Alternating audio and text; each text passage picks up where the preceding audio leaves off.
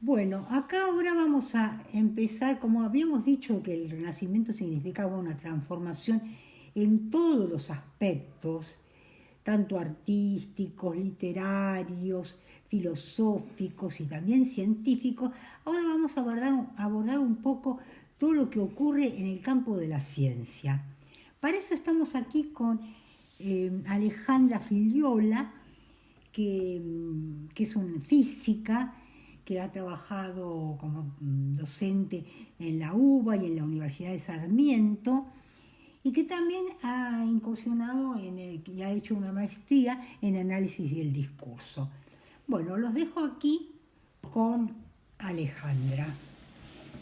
Bueno, muchas gracias, Mónica. Y bueno, ciencia es una palabra muy grande y yo simplemente me voy a referir básicamente a lo que es más cercano, que es qué pasó en el ámbito de la física y qué pasó en el ámbito de la astronomía en términos generales y algunos detalles de matemática. Durante el Renacimiento también hubo una gran evolución en la fisiología, en la geografía. Pensemos que fue la época de los grandes viajes, de los grandes descubrimientos, entre ellos el continente americano, bueno, descubiertos por los europeos, claramente, ¿no?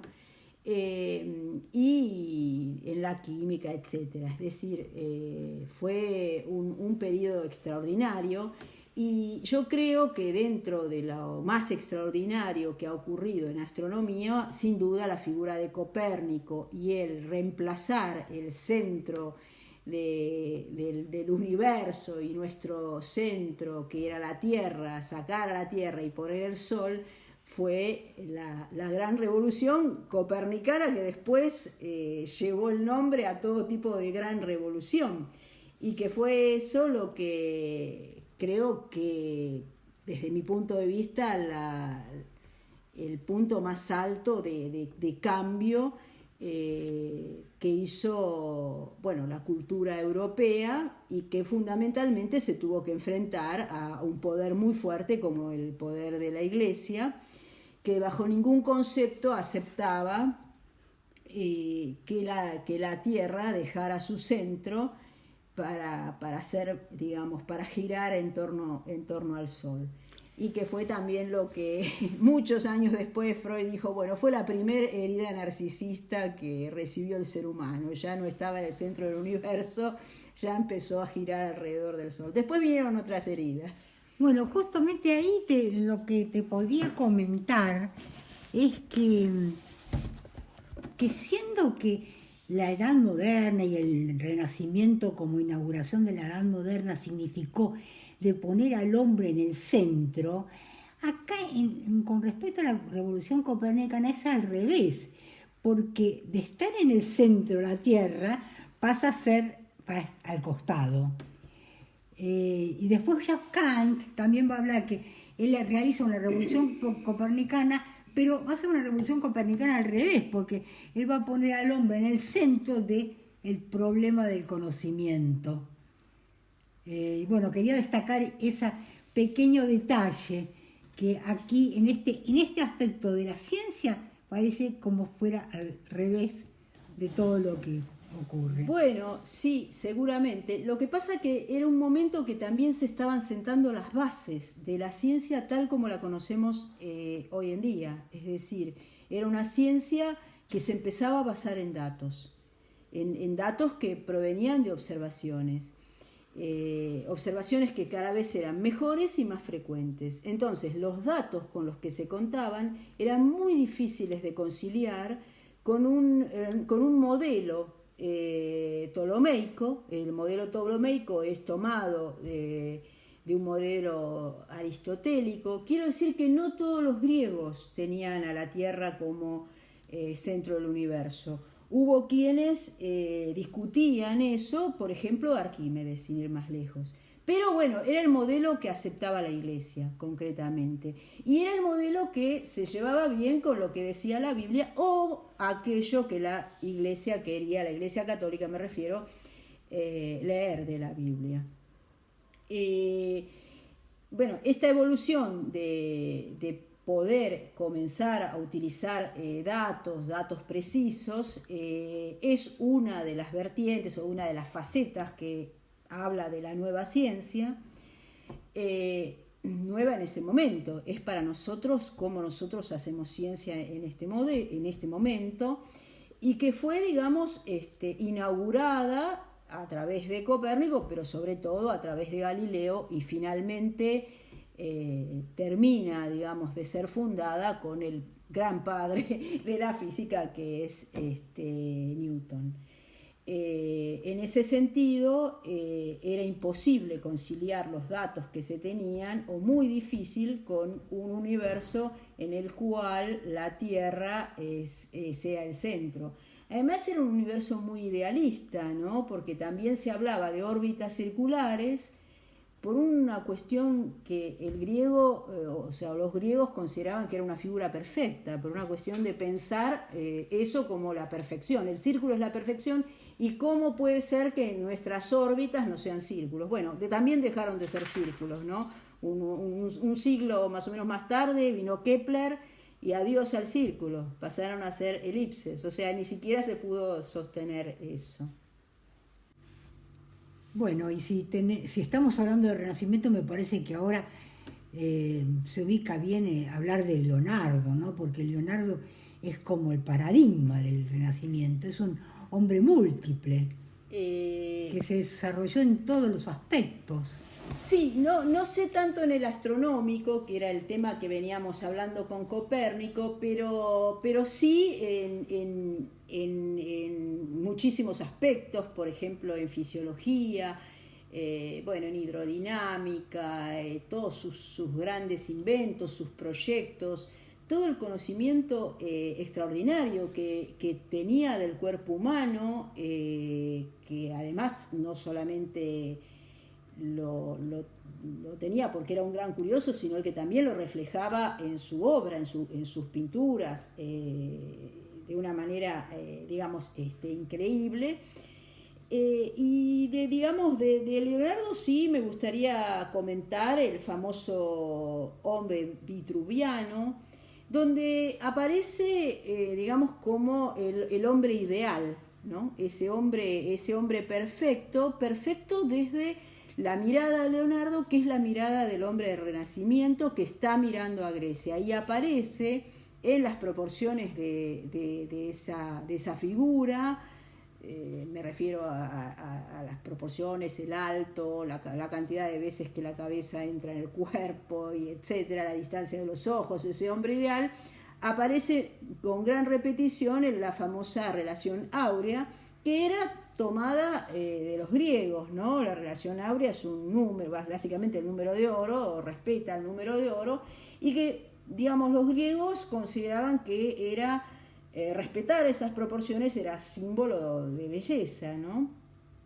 De una manera estética de mirar, pero hay una estética que llega hasta nuestros días, porque si nosotros miramos una simple tarjeta de crédito y hacemos la cuenta de dividir el alto, las dos dimensiones, ¿no? El alto y el ancho, vamos a recuperar bastante aproximadamente ese número de oro. O sea que al día de hoy tenemos en nuestra cabeza que eso es bello, que eso es estéticamente bello.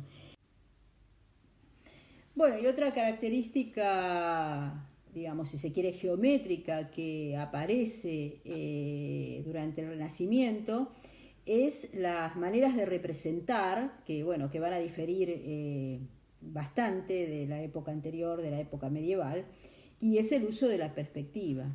En este uso es una técnica, basada, en un punto de fuga, etcétera. Es una nueva manera de representación que aparece en muchísimas pinturas. En el primer Renacimiento hay un único punto de fuga, luego, a medida que avanza y a medida que este Renacimiento va a tender a ser un manierismo para terminar,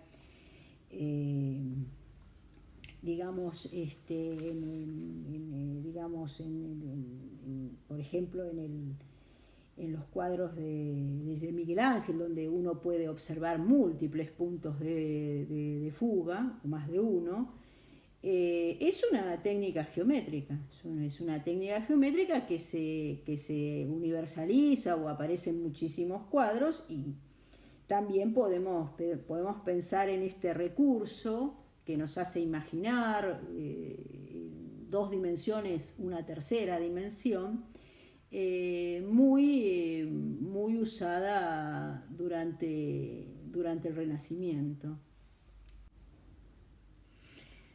Bueno, y por supuesto esta historia, digamos, de la ciencia, fundamentalmente de la astronomía y lo que serían las bases de la primera mecánica, sigue, bueno, en diferentes frentes, ¿no? No hay una única historia, uno trata, digamos, de linearizarlo, pero es inútil. Y acá, bueno, hay que hablar, por ejemplo, de básicamente... bueno, por supuesto vamos a hablar de Galileo, pero un poquito antes aparece en la corte como el emperador Rodolfo II, que era el emperador del Sacro Imperio Romano Germánico, un personaje muy singular porque crea una especie de instituto de investigación y de investigación en astronomía, pone al frente a Tycho Brahe, que era un danés muy interesado en la astronomía. Entendamos que en ese momento astrología y astronomía estaban absolutamente imbricados. El interés de nuestro emperador era que le hicieran buenas cartas astrales, no cartas astrales como se usa ahora, sino que le predigan el futuro, cuáles eran los mejores o peores días para tomar decisiones. Era algo que a él lo tenía, digamos, tenía mucho interés en eso. ¿Y él qué hace? Bueno, crea la situación mejor para observar los astros. Y eso, bueno, da lugar también a un gran avance en la astronomía. Como dije recién, bueno, Tycho Brahe es el primero que se hace a cargo, como lo llamaba el matemático imperial, pero se empiezan a seguir construyendo tablas, las que después van a llamar las tablas rudolfinas, con una enorme cantidad de datos astronómicos muy bien tomados, o tan bien tomados como se podían tomar en ese momento. Y a la muerte de Brahe lo sucede Johannes Kepler. Johannes Kepler, gracias, bueno, él limpia y produce realmente estas tablas, y puede además, gracias a ellas, predecir o dar lugar, no predecir, sino enunciar sus tres grandes leyes, que aparte suponen, lo que decía hace un momento atrás, que ya las órbitas dejaron de ser circulares, las órbitas de los planetas que giran alrededor del Sol, ya ni siquiera son circulares, sino que son elipses. Ah, claro, porque estaba la idea ya anterior, en la Edad Media, y quizás antes también, de que eran todas formas perfectas, ¿no? Y la forma perfecta siempre estuvo identificada con el círculo, ¿no es cierto? Sí, claro. El círculo era, obviamente, no solo en la Edad Media, sino para los griegos, para Aristóteles, la forma perfecta. Era una forma, además, digamos, geométricamente tiene un solo foco, tiene un solo centro. Acá estamos hablando de una elipse, ya estamos pensando en dos focos, el Sol está en uno de esos focos, en el otro foco no hay nada, por ahora no hay nada, pero la forma es así. Y bueno, de todas maneras quisiera, por ejemplo, comentar que también Kepler insistió muchísimo en pensar, ya no con una mirada moderna, sino con una mirada por ahí más a lo griego y muy ligado a lo pitagórico, en pensar que las distancias de los planetas al Sol entre sí tenían algún tipo de relación, ¿no? Es decir, bueno, él comienza, digamos, a trabajar con una serie de poliedros y a tratar de incluir, digamos, dentro de estos poliedros las órbitas de los diferentes planetas, y estaba en ese sentido, ese esfuerzo que él hace, estaba altamente influenciado por una mirada pitagórica, en donde para Pitágoras los números no eran como son para nosotros, elementos funcionales, ¿no? Que nos sirven para hacer infinidad de cosas, sino que tenían un significado en sí mismo, un significado místico. Entonces, es decir, de nuevo, la historia no es lineal, ni las personas son de una sola manera, ¿no? El propio Kepler que dice, bueno, las órbitas son elípticas, pero estoy tratando de encontrar unas distancias o una formulación que tiene más que ver con un concepto pitagórico de la naturaleza. Bueno, ¿y Galileo qué hace aquí? ¿Cómo funciona acá el tema de Galileo? Bueno, Galileo es digamos, el gran físico, ¿no? También fundador, un gran fundador realmente de la física actual, y obviamente que también de la astronomía, sin ir más lejos, gracias al anteojo, al telescopio.